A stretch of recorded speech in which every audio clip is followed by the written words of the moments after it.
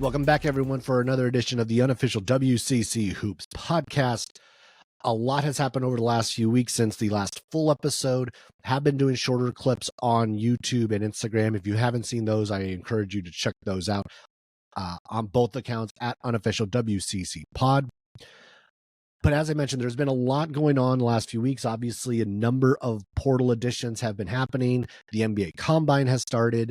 And also it's starting to get to think about maybe who has the most pressure going into this coming season and what that could materialize like and who really is kind of like not necessarily in the hot seat, but that there's definitely a lot of pressure on certain programs going into this year.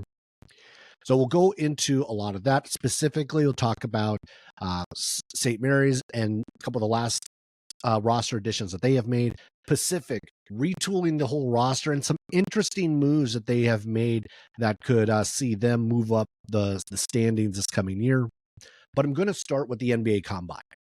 And it tipped off last week, and we got to see a couple of WCC stars like participate in this. Really one that actually has participated in WCC play, Ryan Nembhard, and then Cedric Howard, who really has impressed and shot up a lot of the draft boards in the last couple weeks. He put on a really good display as well. But I'm going to start with Nembhard because this is someone who I think there was a lot of question marks about what he was going to look like at the next level, because he is undersized. He doesn't have the size of his brother, who has done very well in the NBA, obviously playing very well for the Pacers in the playoffs right now.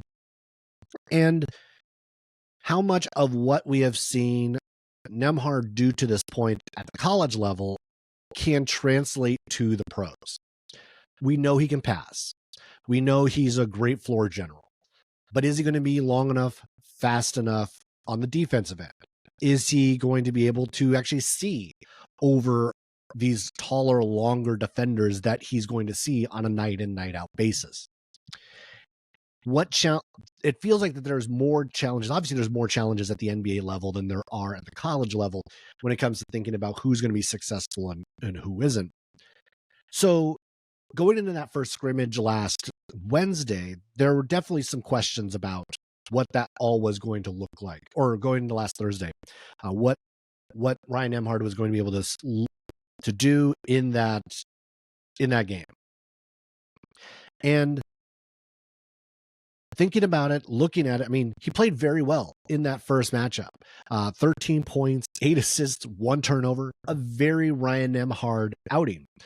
The other thing we got to see from him in that game was a lot of very familiar looks when it came to how he got his shot, driving to the lane and stopping on a dime to pull up for that kind of fadeaway mid-range jump shot that he's so good at taking, getting to the basket, getting others involved. And of course, like I said, 8-1, that is also something that we know that Ryan Nembhard does really well, is take care of the basketball. And the broadcasters also kind of talked about this and really got behind this as well when it comes to what he's going to look like. Obviously, there's a number of limitations, and they're mostly physical. But that doesn't mean that you can't carve out a role somewhere. And even going into the off season, I thought that possibly like he's looking at a G League contract. Maybe he can work his way into a two-way. And that is something that was echoed on the ESPN broadcast about what Nembhard could be early on. Yes, it will take the right team. Yes, it will take him getting some opportunities, but it's also about him It's also about just putting in the work and showing that, again, like he is someone who doesn't necessarily look the NBA size, but we have seen Gonzaga players do very well in the league up and down. And even this past year, we could see, like, again, another great star from Gonzaga, Drew Timme, took a while to get to the league on a regular basis. Like, he was going kind of up and down from the G League. He had bounced around to a couple of teams, and he ended up being called up by the Nets and played very well down the stretch for for Brooklyn.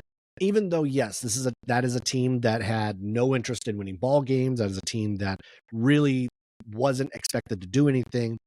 But we saw Drew Timme work his way into a role.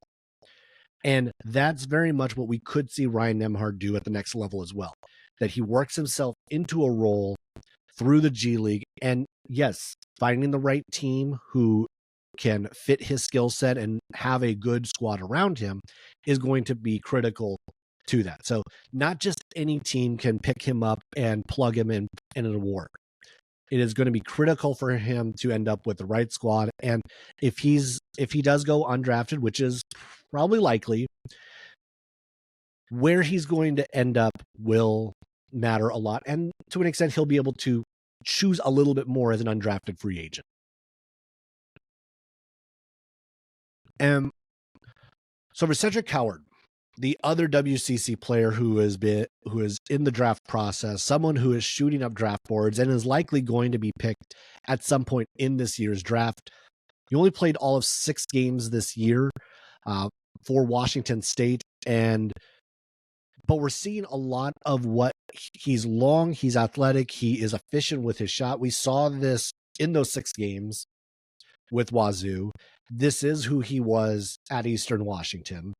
So we're starting to see the NBA scouts start to see everything that he's capable of bringing. And of course, like, he's a more mature player because he would have been going into his senior season this year over at Duke. Now, the one thing I will say about all of this, because there's plenty to say about how he's performed or whatnot, because we really haven't seen him go play in scrimmages yet. He's just been doing the skills and a lot of the drills. So there hasn't been any true competition because he's still recovering from his injury. But the one thing that has kind of irked me, and I know I've seen others get irked by this, is that calling him a Duke recruit, calling him a Duke player. He's not yet. He has yet to play a single game for Duke, and he may never play a game for Duke.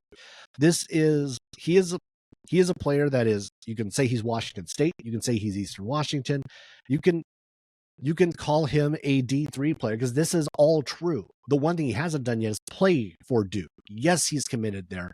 Yes, he may still end up going there if he decides to pull his name from the draft. But it does seem disingenuous and wrong for all the other programs that he's been in and really actually contributed to say that he's a Duke recruit, because really that is just to help all of the clickbaitiness of trying to get more people to that article more than anything else. Coward he's an Eastern Washington Eagle. He's a Washington State Cougar. That's who he actually is right now. So calling him a Duke recruit, a Duke player, is disingenuous at best, I think, at this point. All right. So I mentioned a couple of other teams that have made some additions, and I'm going to start with Pacific, because they have announced, and there have also been reports of other commits throughout the course of the last few weeks, and there are some very interesting names that have come out of this. Now, as you would actually have expected, a good number of the names that have popped up and have been reported are Canadian. As we've seen Coach Dave Smart really kind of go back to his roots and be able to pick out Canadian players who are going to help them in the immediate future. Obviously, they still have Elias Ralph, who is one of those. Then you also have Petar Krivokapik, who is also going to be one of those guys, not one of the Canadians, but one of the guys who's going to be able to help this squad going into next year. He did really well for the Tigers last season. But there's 3 guys that really kind of make this squad interesting going into the year. And that goes to TJ Wainwright, Casey Ibekwe, and then also Kaius Kublikas. I'll get that name right eventually.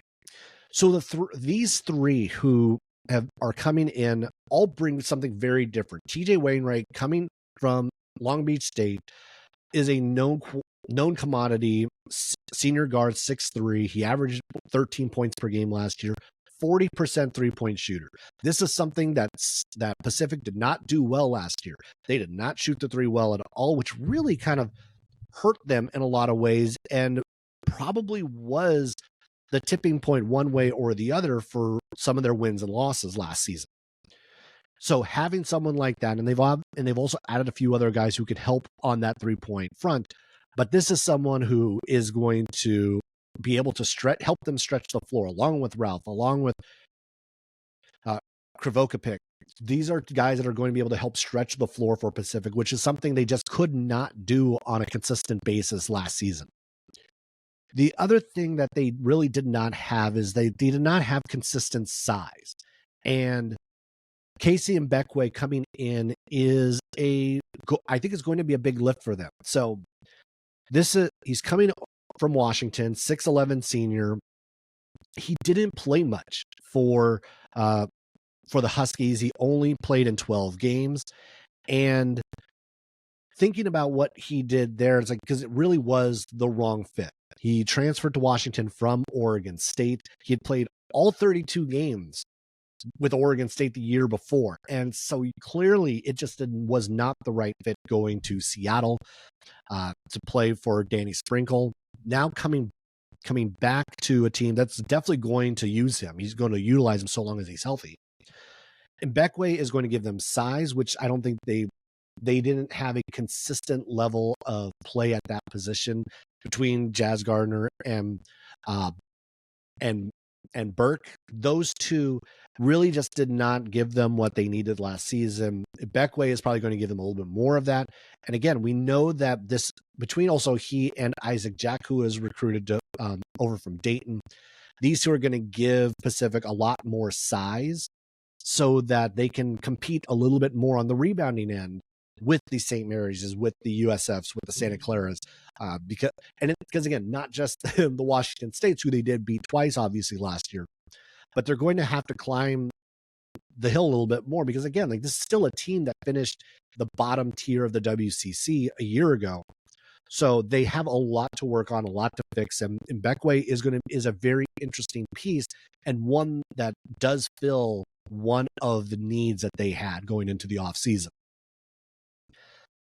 The other one, Kajas Kublikas. This was reported per Jeff Goodman, the 6'2" guard from Florida, who's played only 15 games over the last 2 seasons. This is someone who is going to be a potential playmaker for the squad. This is someone who played in the FIBA U20 on the FIBA U20 team for Lithuania this past summer with St. Mary's forward Palis Morauskas.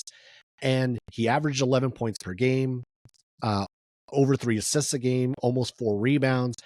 He played the second most minutes and had the best plus minus on that team.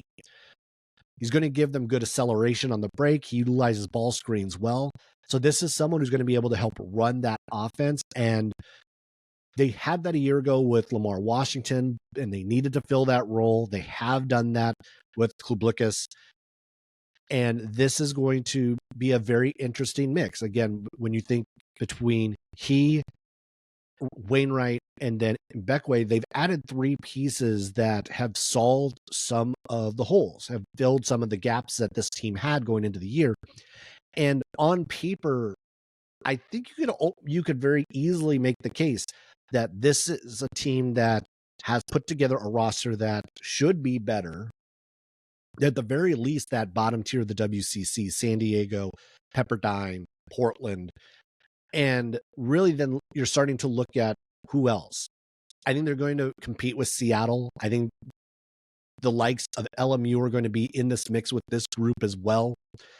There's a lot of potential for what Pacific is going to be able to do with, again, the 3 names I mentioned, but then also a number of the other guys that have been brought in. Another one of the Carleton University pickups where Dave Smart coached for a long time. Augustus Brzdakis, 6'7" forward. He averaged 11 points per game last year, so that's another guy that's coming in. They've added a number of guys who are double-digit scorers, which offense was one of the challenges that this team had a year ago. So if they can have a few more scorers on the floor, it's going to really help the squad against some of these better WCC teams. So Pacific, looks like they're moving in the right direction. It's going to be interesting to see how this all works out for the Tigers, but it does look like they're pointed in the right direction in Stockton. Now, speaking of Pacific and one of their players from a year ago, I'm going to transition over to St. Mary's, where obviously we know Jazz Gardner went, and then also Trent McLean, who ended up being one of the freshman pickups for St. Mary's as well. And this was a team we talked about the last time. Without Jordan Ross, this was who was going to be the point guard. Where were they going to find that level of ball control? Where were they going to look for to have that stability? And there was one more addition added, which I believe should be the last scholarship spot for St. Mary's. And it wasn't a point guard, but another guy who is going to be an offensive threat for this Gale squad. Tony Duckett transferring to St. Mary's from San Diego. And Duckett's a guy who can really put up points. We saw that a number of times throughout WCC play as he continued to grow and learn the college game. This is someone who I think it was like he dropped 31 against LMU. So we saw it a number of times down the stretch in WCC play. He really was starting to get going on this double-digit scoring binge. So one of the better scorers for the Toreros a year ago, moving to St. Mary's, another young scorer to pair alongside Mikey Lewis. And it adds to the competition at the guard spot. We think about the two guard going into this season. You always knew like Mikey Lewis was kind of the slotted two guard. Now you have Tony Duckett, Liam Campbell, Rory Hawk, Dylan Shaw, who's a little bit more of a three coming in as a freshman. And then the 2 point guards, at least when you think traditional point guard, you have Josh Dent and Cade Bennett. And this is where it becomes a little dicey, or at least like it's going to be a very different St. Mary's team, because where's the point guard? I don't know if Josh Dent is ready to carry the mantle on a every night basis as being the guy. As a sophomore, it would be an incredible feat for him to be able to do that. We really haven't seen that be the case for a lot of point guards in the St. Mary's system. A lot of them, it's not until their junior, senior year when it really starts to click and everything works. Cade Bennett, kind of the same thing. It's like, and I think for him, it's even more limited as far as like his physical ability to try to get his own shot, to create some openings or whatnot. So those two are going to be vying for a good chunk of minutes going into the year at that point guard spot, because there really isn't a true one that is going to take over from day one. Because again, there's no Augustus Marshallonis, there's no Jordan Ross. Even looking at years past, like there's no Tommy Kuzi, there's no Emmett Nard, there's not that guy on this roster. And it could be very possible that we could see Mikey Lewis slide up to the one, and we see a Liam Campbell, Rory Hawk, or a Tony Duckett be at that two guard, which would make them a pretty big team, as we're going to see. Like then you have like a 6'5" two guard, and Mikey Lewis at 6'3", still being that 6'4", being that off guard. The St. Mary's team is going to feel a lot different, because I mentioned the guards, the fact that there isn't really that senior guard. There's not really that leader that we're so used to seeing in a Randy Bennett system. Now, you go one even stranger, big picture, there's only one senior on the entire roster, and it is Harry Wessels. This team is going to be young. This team is going to have a lot more inexperience than teams past. Not to say that there's not a ton of talent on this squad, because there is. But This is a team that's going to, I think, have a few more growing pains early on.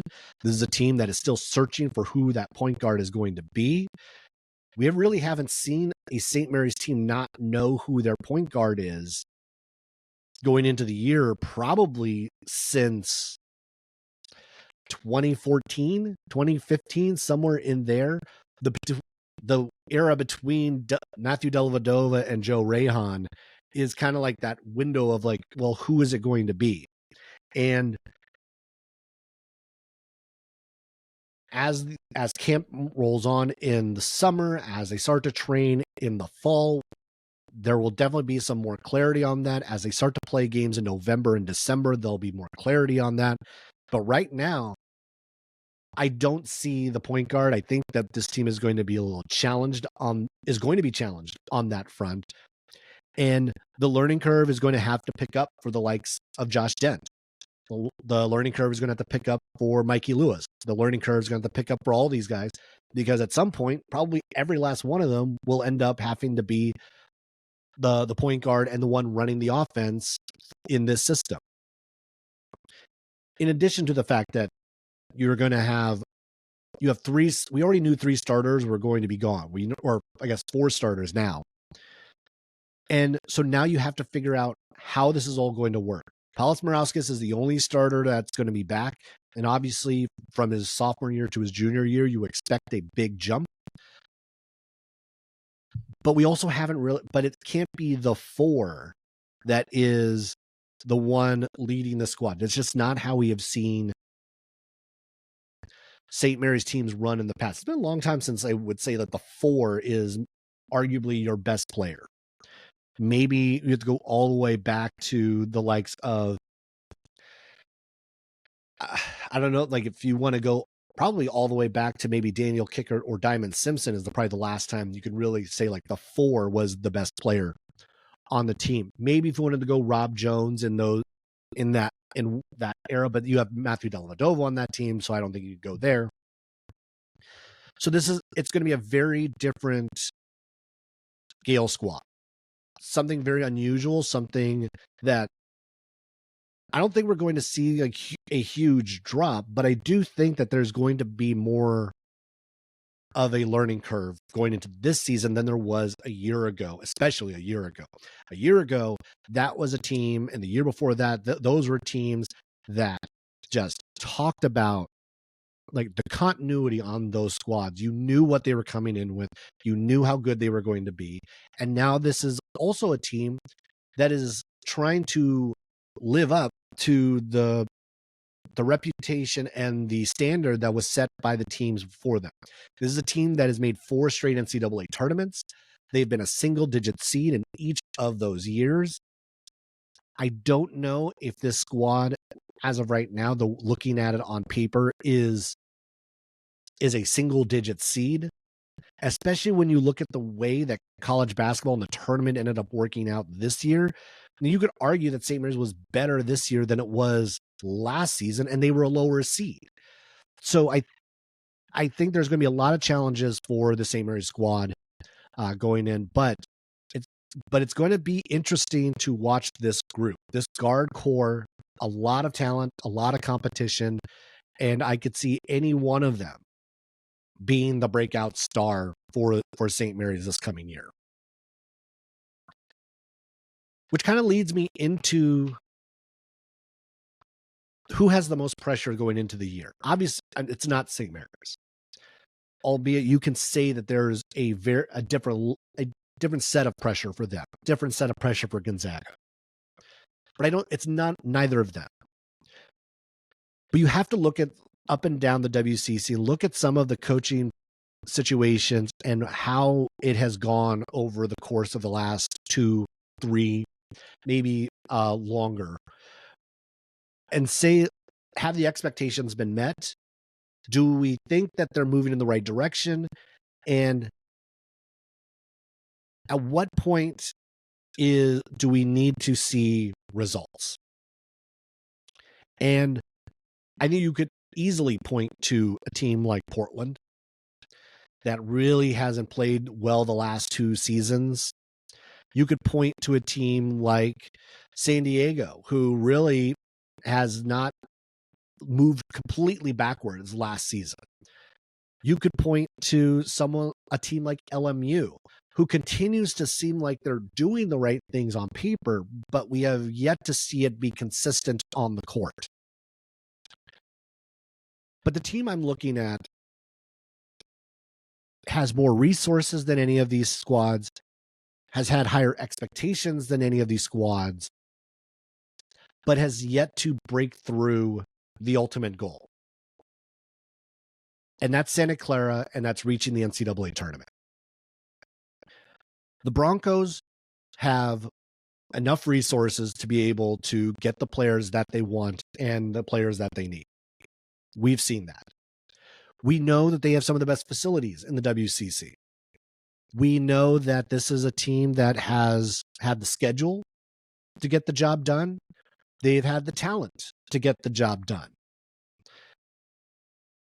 But especially over the last 3 years, you can make the case that this squad has left fans disappointed in the final result. That we go back to the Jalen Williams team, that team should have made the NCAA tournament if Joseph Brankich doesn't get sick. You look at the Brandon Pajemski team, and you can make the case that team should have gotten in. You look at last year's team with Adama Ball, with Christoph Tilley, and really the team that I think many of us thought, including myself, thought if there's a team that's going to make the NCAA tournament, the schedule is there, the roster is there, it was that one. The team last year should have made the NCAA tournament, and they didn't.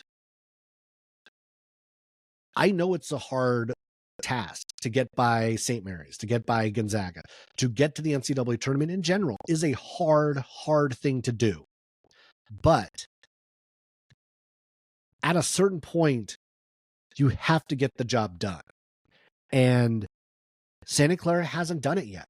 And yes, this season was going to be more of a challenge because you're essentially looking at an entirely new roster. But they are bringing in talent. It's not like they're going to be devoid of anything. Yes, you lose Christoph Tilley. Yes, you lose Adama Ball. You lose Carlos Stewart. You lost a lot of the key pieces from this past season. But there's going to be a lot of pressure to get back to knocking on the door. Just talking with some Santa Clara folks, it's like the pressure is mounting and the frustration is building. Because you really can't point to the thing, though, and say, oh, this is a reason why we haven't done it yet or can't do it. There's not a reason they can't get to the NCAA tournament. The reason they haven't is because they have just fallen short in games in which they should not have fallen short. You know, go back and look at San Diego's, the North Dakota State, look at Stanford, look at LMU, look at some of these games that they should not, you could say like they shouldn't have lost. And those are the types of games that can be the make or break of you getting into the NCAA tournament. Even thinking about, again, like St. Mary's went through this for a long time. They'd have a great season, whatever else, lose to San Diego. Have a great season, whatever else, lose to Pepperdine. They'd always have that one loss that prevented them from getting in. And now you look at that squad, they don't lose those games anymore. You look at USF, they don't lose those games anymore. They beat the teams they're supposed to beat. Now, yes, you still then have to beat teams that maybe are either at your level or above. And Santa Clara has done that part. But you have to have both. Because being a mid-major is that much more difficult to get into the NCAA tournament, you better have everything else tightened up. I mean, there was talk about Santa Clara as an at-large at many points throughout the course of the season. Even as we got deeper in the conference play, could they sneak in? Could they overcome some of this? I even said it multiple times, like they are still the most dangerous team that's not named St. Mary's or Gonzaga. Were they capable of running the table? Capable, sure. But then they lost to Pepperdine in the WCC tournament.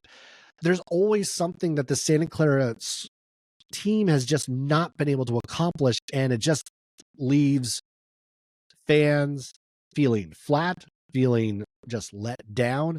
And over, it's Santa Clara that, to me, is the team that has the most to prove, has maybe the most pressure on them going into the year, that you have to keep this train moving in the right direction, especially in a year, this year, where we know at the very least it is the last year of Gonzaga, the last year of Washington State, the last year of Oregon State. Once those three are gone, the profile of the WCC as a whole drops. It is going to be that much harder to get quality games, and that puts even that much more pressure on making sure you run the table against everybody else, because guess what? Without those games, without those quality opponents, getting into the NCAA tournament as an at-large becomes incredibly difficult, even more difficult than it already is. Just ask UC Irvine how that went last year. Just ask St. Mary's how that's gone a number of times over the last few seasons. Ask Indiana State how that went 2 seasons ago. You have to be perfect, near perfect as a mid-major. And without that perfection, without that level of detail, you get left out. You get sent to the NIT, and going into this season, this is the last opportunity where it feels like this is going to still be there's legit opportunities in conference play. After this year, you lose three quality opponents. 3. That's 6 games that you will not have that help pad the resume. So adding to the pressure, adding that this year, Santa Clara has to get it done, has to move up the ladder, get closer to the NCAA tournament. So a lot of the pressure is on the Broncos going into the season. All right, well, that'll do it for this episode of the unofficial WCC Hoops podcast. Be sure to follow along on social media at Post by Zach and at unofficial WCC pod. Again, a lot of the shorter clips will also be on Instagram and YouTube, so be sure to check out those as well, as I'll do more of those throughout the course of the off season, and we'll be sure to do obviously more of the episodes, full episodes as well as we go along. All right, well, thanks for listening, everybody, and I will catch you later.